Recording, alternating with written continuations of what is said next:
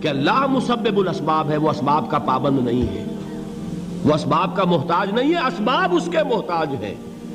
اگر یہ یقین ہے تو اللہ پر ایمان ہے، یہ نہیں ہے تو تمہارا ایمان اسباب پر ہے، وسائل پر ہے، ذرائع پر ہے، مادیات پر ہے، اللہ پر نہیں۔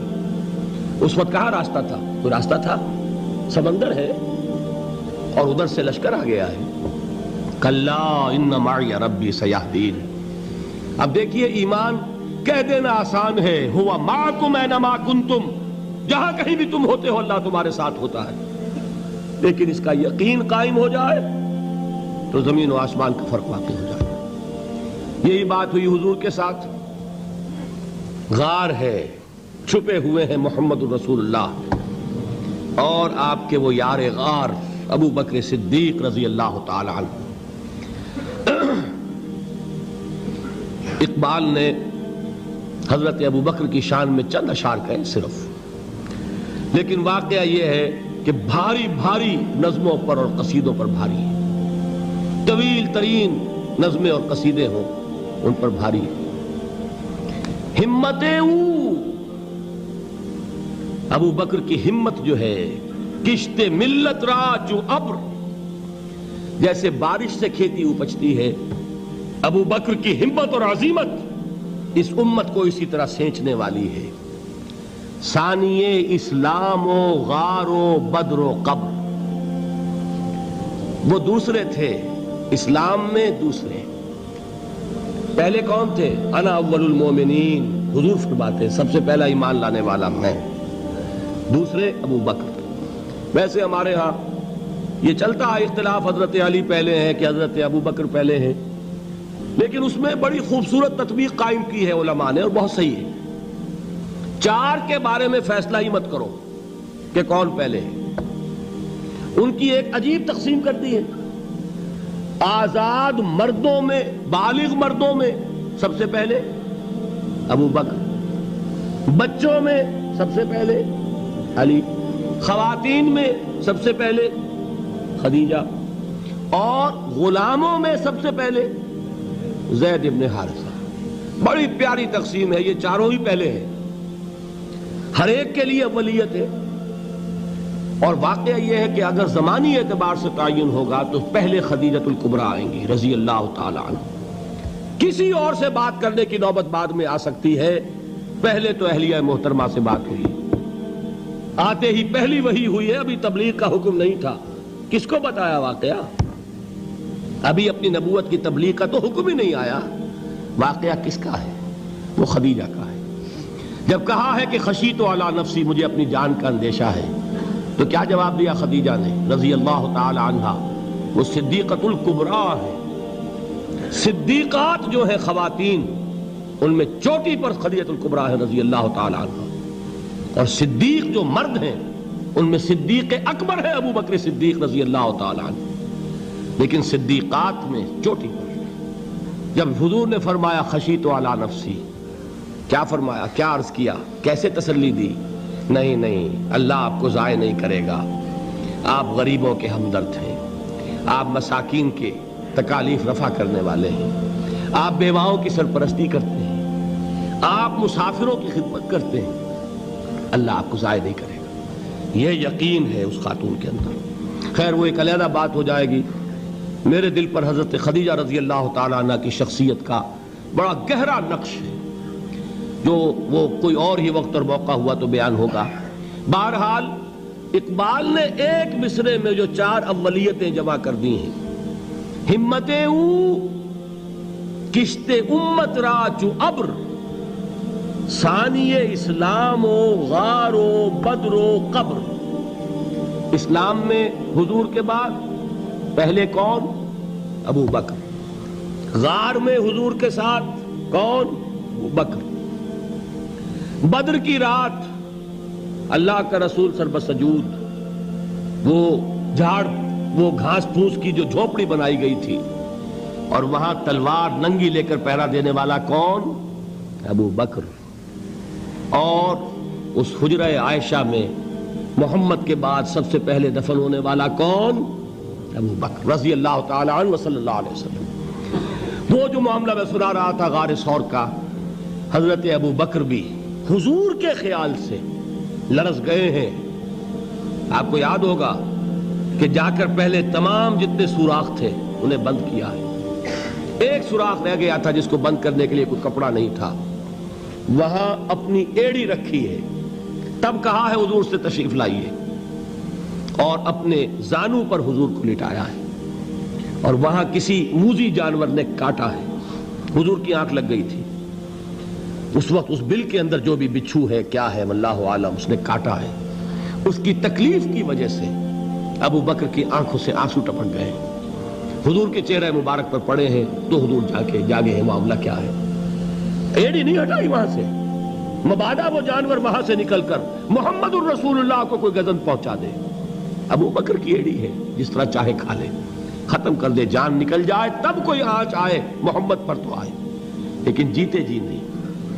وہ ہے ابو بکر حضور کے خیال سے. اس وقت حضور نے پھر اپنا لعاب دہن لگایا ہے اور اس سے پھر آپ کی تکلیف ختم ہوئی. جیسے خیبر میں حضرت علی کی آنکھ دکھ رہی تھی, اس کو جو شفا حاصل ہوئی ہے وہ بھی حضور کے لعاب دہن سے ہوئی. تو بہرحال اس وقت انہوں نے کہا ہے کہ اے نبی یا رسول اللہ, اگر اس وقت ان میں سے کسی نے غیر ارادی طور پر بھی اپنے قدموں کی طرف جھانک لیا تو پکڑے جائیں گے. کیا جواب تھا اللہ کے رسول کا؟ لا تحزن ان اللہ معنا. اللہ ہمارے ساتھ ہے, کیوں گھبراتے ہو ابو بکر. یہ ہے ایمان باللہ, میرا مالک اللہ, میرا رازق اللہ, میرا محافظ اللہ, میرا مددگار اللہ, میرا پشت پناہ اللہ, میرا دوست اللہ. یہ دوستی ہے اللہ کی جو لب لباب ہے, حاصل ہے ایمان کا. اسی کا نام ولایت ہے. اولیاء اللہ کے سروں پر سینگ نہیں ہوتے. جس کے دل میں ایمان راسخ ہو چکا ہو وہی اللہ کا ولی ہے. جسے اللہ پر یقین ہو چکا ہے وہی اللہ کا ولی ہے. جسے یقین ہے اللہ میرے ساتھ ہے, میرا مددگار, میرا پشت پناہ, میرا ساتھی, میرا دوست, میرا محبوب, میرا محب. اللہ اہل ایمان سے محبت کرتا ہے. واللہ یحب الصادقین. ان اللہ یحب الذین یقاتلون فی سبیلہ صفا کانہم بنیان مرصوص. اللہ محبت کرنے والا, اہل ایمان محبوب, اور اہل ایمان محبت کرنے والے اللہ محبوب. والذین آمنوا اشد حبا للہ. آپ تصور کیجئے جسے یہ رشتہ ایمان یا رشتہ ولایت حاصل ہو جائے, الا ان اولیاء اللہ لا خوف علیہم ولا هم یحزنون. آگاہ ہو جاؤ, اللہ کے دوستوں کے لیے نہ کوئی خوف ہے نہ کوئی حزن ہے. اور میں بیان کر چکا تھا, خوف اور حزن کے خاتمے ہی کا نام امن ہے. زوال خوف, زوال حزن. یہ خوف اور حزن کیوں آتے ہیں بار بار؟ اللہ تخافوا ولا تحزنوا, دونوں آ گئے. الا ان اولیاء اللہ لا خوف علیہم ولا هم یحزنون, پھر وہی دو. وہ کیوں ہے؟ خوف ہوتا ہے کسی مستقبل کی بات کا, یہ نہ ہو جائے, وہ نہ ہو جائے, یہ نقصان نہ پہنچ جائے, یہ تکلیف نہ ہو, یہ غضب نہ آ جائے. خوف ہے مستقبل سے. حزن ہے یہ کیوں ہوا, یہ نہیں ہونا چاہیے تھا, یہ میرا فلاں چیز میرے ہاتھ سے جاتی رہی ہے, فلاں موقع نکل گیا, اب بیٹھے ہوئے ہیں اندر ہی اندر کڑ رہے ہیں, صدمہ ہے اور رنج ہے. اور جو اللہ پر ایمان رکھتا ہے وہ جانتا ہے ما اصاب من مصیبت فی الارض ولا فی انفسکم الا فی کتاب من قبل ان نبرأها ان ذلک علی اللہ یسیر لکی لا تعصوا علی ما فاتکم ولا تفرحوا بما آتاکم واللہ لا یحب کل مختال فخور. اس زمین میں یا تمہاری جانوں میں کوئی تکلیف, کوئی مصیبت نہیں آ سکتی سوائے اس کے کہ جو اللہ نے لکھ دی ہو, اس سے پہلے کہ وہ ظاہر ہو. جس کو یہ حقیقت معلوم ہو گئی اس کو یہ طرز عمل اختیار کرنا چاہیے. جو چیز چھن جائے, جاتی رہے, چھوٹ جائے, اس پر افسوس نہ کرو. کس نے چھینی؟ دوست نے. دوست کے فیصلے پر شکایت. دوستی کو بٹا لگا رہے ہو, سرے تسلیم خم ہے جو مزاج یار میں آئے. اگر دوستی ہے تو پھر تو تمہیں گردن جھکانی چاہیے کہ ہر چہ ساقی ماریخت عین الطافست, جو بھی میرا ساقی میرے پیالے میں ڈال دے اس کا کرم ہے. جو اس کی طرف سے آئے اس پر کوئی رنج نہیں, کوئی صدمہ نہیں, کوئی غم نہیں, کوئی شکایت نہیں, کوئی شکوہ نہیں. اور جو ہوگا وہ اس کے اذن کے بغیر نہیں ہوگا, اور اس کا اذن ہوگا تو یقیناً میرے لیے خیر ہی خیر ہے, چاہے وہ ناگوار شے ہو, بظاہر مجھے اچھی نہ لگ رہی ہو، میری شارٹ سائٹڈنس میں مجھے وہ نظر آ رہی ہے کہ میرے لیے بری ہے، لیکن قرآن نے کہا ہے عسیٰ ان تکرہوا شیئا وہو خیر لکم وعسیٰ ان تحبوا شیئا وہو شر لکم واللہ یعلم وانتم لا تعلمون۔ ہو سکتا ہے تم کسی چیز کو ناپسند کرو درحال ہے کہ اسی میں تمہارا خیر ہو، اور ہو سکتا ہے تم کسی چیز کو پسند کرو درحال ہے کہ اس میں تمہارا شر ہو۔ اللہ جانتا ہے، تم نہیں جانتے۔ جب مجھے یہ بات معلوم ہو گئی، میں نے اپنا معاملہ اللہ کے حوالے کیا۔ سپردم بے تو مایا خیش را تو دانی حساب کم و بیش را، اے رب جو تو چاہتا ہے وہ ہو، تیرے علم میں جو شے میرے لیے خیر ہے وہ ہو جائے، میری کوئی پسند نہیں، میری کوئی چاہت نہیں، یہ ہے راضی برضائے رب۔ اکبر الہ آبادی نے اسے کہا ہے رضائے حق پہ راضی رہ، یہ حرف آرزو کیسا، خدا خالق، خدا مالک، خدا کا حکم تو کیسا۔ جب میں آ گیا بیچ میں، میری پسند، میری مرضی، میری خواہش، میری چاہت، یہی تو شرک ہے۔ ما شاء اللہ کان وما لم یشاء لم یکن، جو اللہ نے چاہا وہ ہوا، جو اس نے نہیں چاہا نہیں ہوا، اختیار اس کا ہے، میرا تو نہیں۔ رضائے حق پہ راضی رہ، یہ حرف آرزو کیسا، خدا خالق، خدا مالک، خدا کا حکم تو کیسا۔